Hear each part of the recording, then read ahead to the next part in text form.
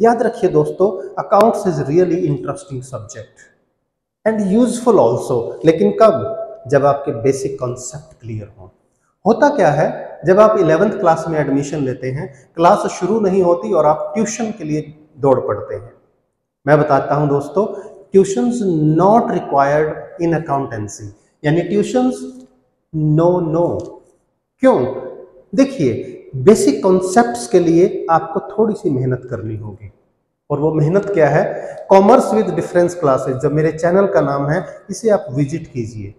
इसमें हर चैप्टर के, हर टॉपिक के बेसिक कॉन्सेप्ट्स को बहुत डिटेल में और डेप्थ में पढ़ाया गया है दोस्तों।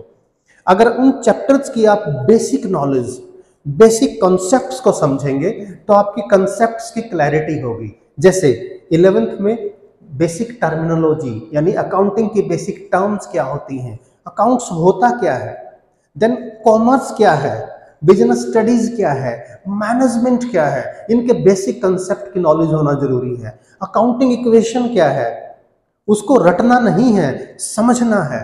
जर्नल एंट्रीज कैसे पास होती हैं, कैसे डिफरेंट अकाउंट्स की नेचर होती है, कौन सा रियल अकाउंट है, कौन सा पर्सनल अकाउंट है, कौन सा नॉमिनल अकाउंट है, जर्नल एंट्रीज कैसे पास होती हैं, और फिर जर्नल, कैश बुक और अदर सब्सिडियरी बुक से कैसे हम पोस्टिंग करेंगे लेजर में, और कैसे फाइनेंशियल स्टेटमेंट्स प्रिपेयर करेंगे।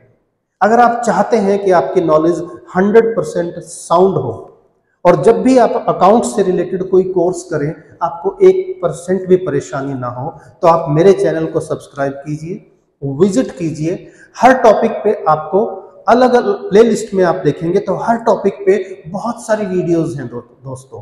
बहुत डिटेल में डेप्थ स्टडी करके, रिसर्च करके मैंने ये वीडियोस बनाई हैं। ईमानदारी से कहता हूं, अगर आप ये वीडियो देखते हैं, उसके अकॉर्डिंगली प्रैक्टिस करते हैं, तो ट्यूशन नो, ट्यूशन पर जो आप टाइम और मनी वेस्ट करते हैं वो करने की जरूरत नहीं पड़ेगी। उस बचे हुए टाइम को आप अपनी प्रैक्टिस के लिए, अकाउंट्स ही नहीं अदर सब्जेक्ट्स के लिए भी इन्वेस्ट कर सकते हैं दोस्तों।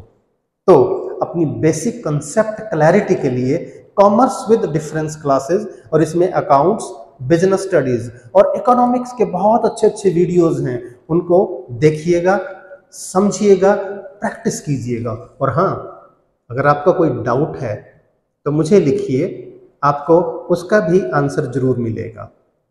थैंक्स।